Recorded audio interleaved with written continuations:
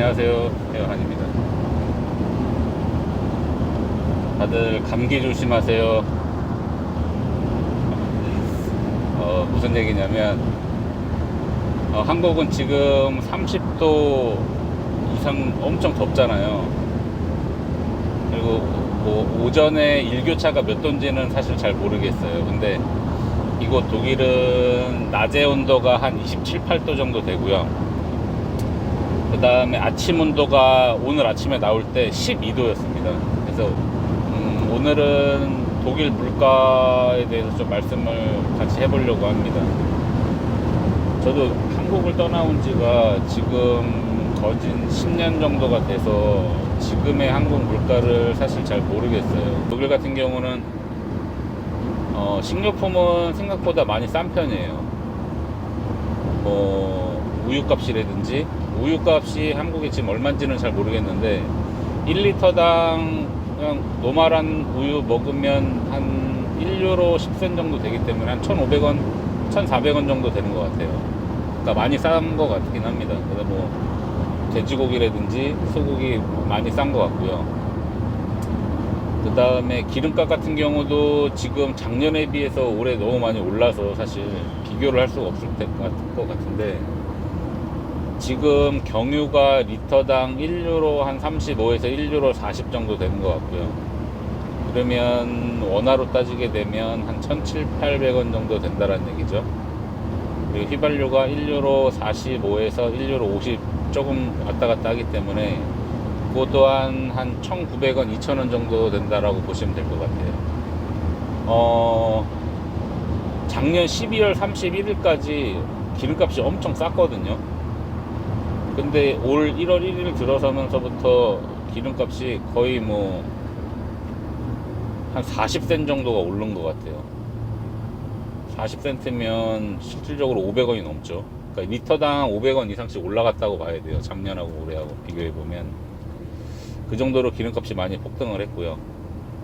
한 달을 생활을 해보면 저희 가족도 그렇게 뭐 허투루 돈을 쓰는 집이 아니기 때문에, 뭐 모든 분들이 다 그러시겠지만 사실 되게 빡빡하게 생활을 합니다. 빡빡하게 생활을 하긴 하지만 그래도 대략 한 달에 저희가 쓰는 순수한 식재료비, 아이한테 들어가는 돈을 합치면 한 달에 한 600에서 700유로 정도 들어가는 것 같아요.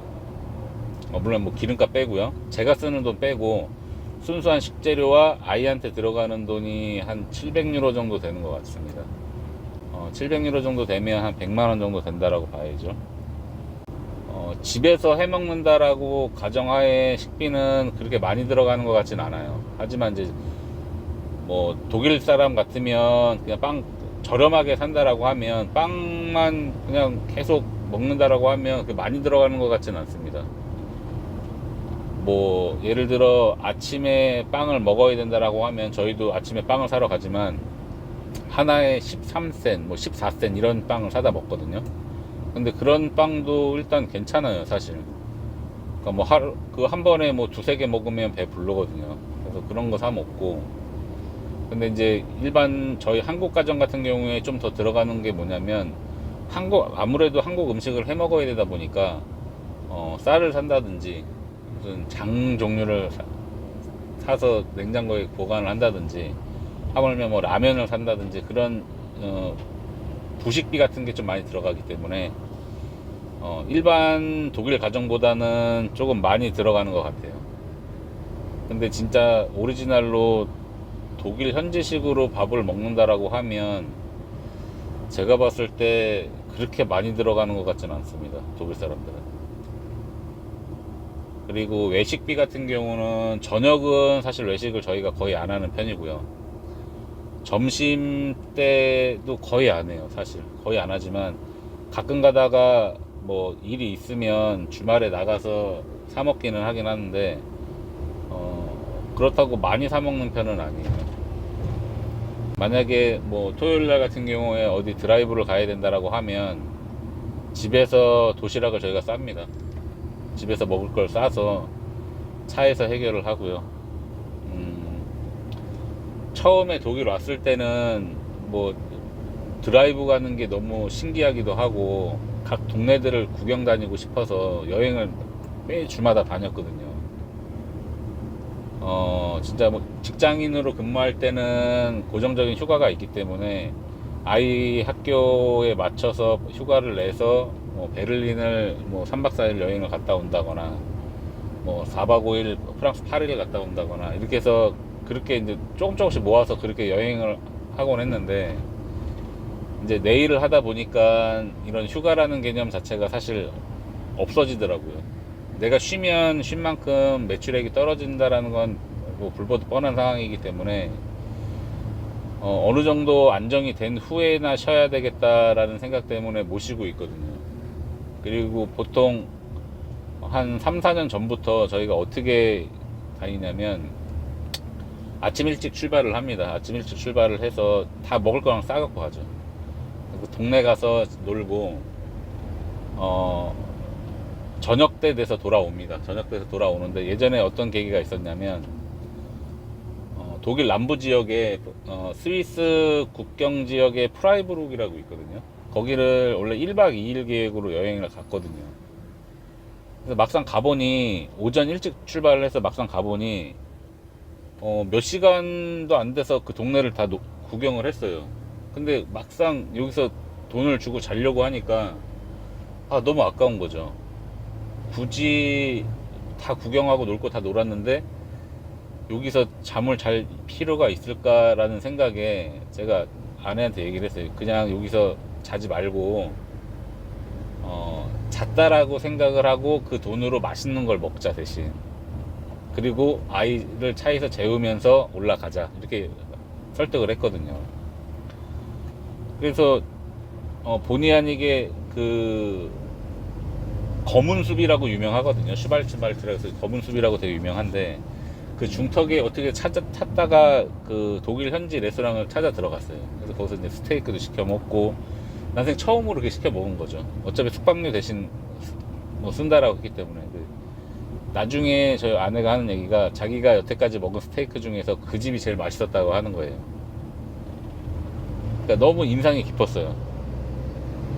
그래서 그거를 저녁을 먹고 해가 뉘엿뉘엿 떨어지면서 이제 프랑크푸르트로 돌아왔는데, 그게 또 괜찮더라고요. 또 하나의 매력이더라고요, 사실. 아침 일찍 가서 구경할 거 구경 다 하고 놀 거 다 놀고, 숙박 비용으로 대신 저녁을 거하게 맛있게 먹고, 그리고 애는 차에서 자게끔 해놓고 나서 들어오는 게 거의 뭐 무박 2일이죠. 저녁 늦게라도 들어와서 푹 자면 되기 때문에 그렇게 한 3, 4년을 했던 것 같아요. 근데 이제 초반에는 또 그렇게 하다가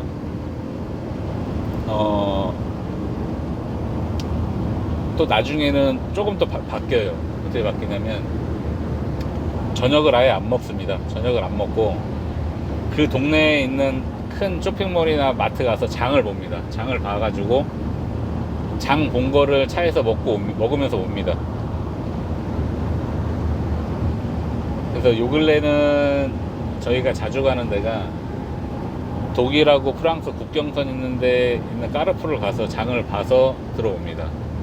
독일은 까르푸가 없어요. 입장하는 데 까르푸가 없기 때문에 까르푸에 가서 장도 보고 구경할 거 구경하고, 뭐 낭시라든지 메치라든지 이런 티용빌이라든지 이런 쪽 국경선 지역을 구경을 이제 다니는 편이죠.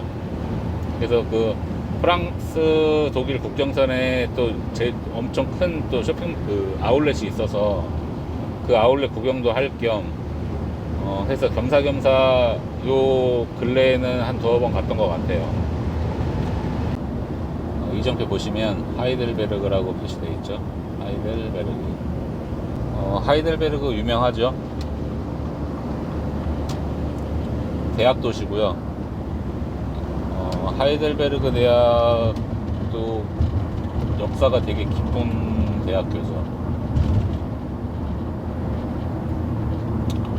동네도 되게 아담하니 이쁩니다. 강줄기 따라서 나와 있는 동네도 참 이쁘고요. 동네가 지금 화면에 보이시는 좌측편이 강이에요. 강.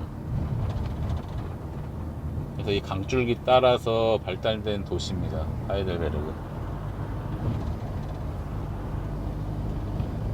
지금 거래처에 다 왔고요. 배송 끝나고 마나임 넘어가면서 다시 카메라 켜겠습니다. 지금 하이델베르그에서 마나임으로 넘어가고 있는데요. 하이델베르그하고 마나임하고 보시면 마나임이 훨씬 더 큰 동네입니다. 하이델베르그는 말 그대로 대학 도시이기 때문에 학생들이 거의 대부분이고요. 마나임 같은 경우는 물류를 접하는 동네이기 때문에 좀 규모가 큰 동네예요. 마나임. 여기에 소비도시죠. 마나임은 소비도시고, 하이델베르그는 대학도시고.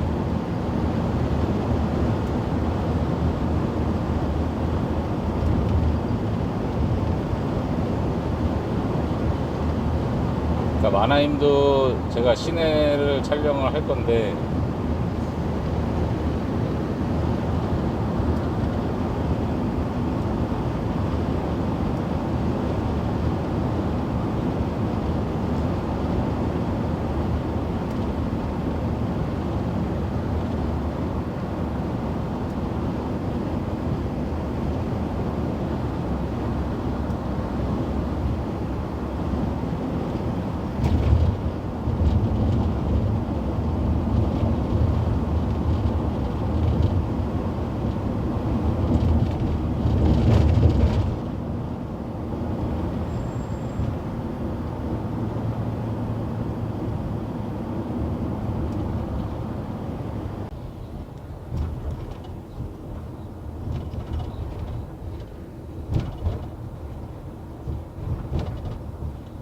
지금 들어가는 길도 상당히 긴 거리거든요. 한 2km, 2.5km 정도 상당한 긴 거리인데, 양쪽 2차선의 가운데 되게 조경을 잘 해놨어요. 잘 꾸며놨기 때문에.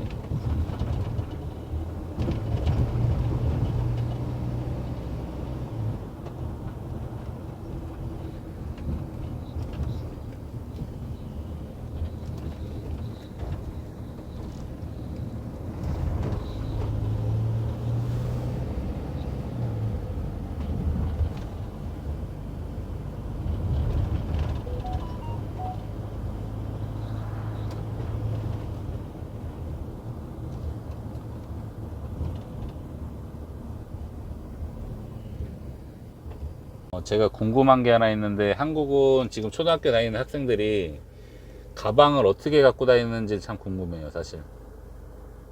책을 다 싸갖고 다니는지, 아니면 학교 자기 서랍에 뭐 다 책을 보관하고 간단하게 학교를 등교를 하는지 잘 모르겠습니다. 독일 같은 경우는 아이들이 가방을 바리바리 싸들고 다닙니다. 자기 몸보다 더 커요. 보시면 아시겠지만 이렇게 아이들이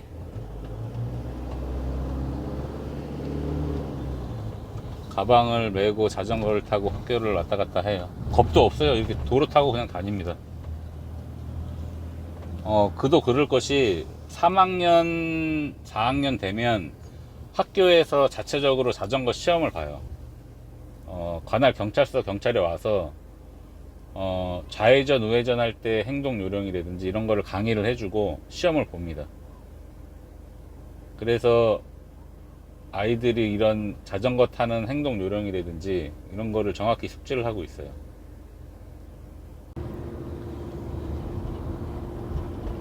오늘 마나임 여기서 배송 완료하고 차고지로 들어가려 합니다. 오늘 두부랑 함께 했던 여행 어떻게 즐거우셨는지 모르겠습니다.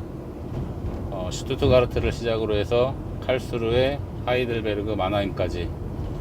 오늘은 고속도로보다 도심을 좀 보여드렸는데, 도로랑 봤을 때랑 많이 좀 틀렸을 거예요. 사람들도 많이 지나다니고 보면 사람 사는 데인가 보다 생각을 하셨을 겁니다. 이상 독일에서 헤어 한이었고요. 구독과 좋아요, 알림 설정 부탁드리겠습니다. 댓글 좀 부탁드리겠습니다. 감사합니다. 안녕히 계세요. 쭈스.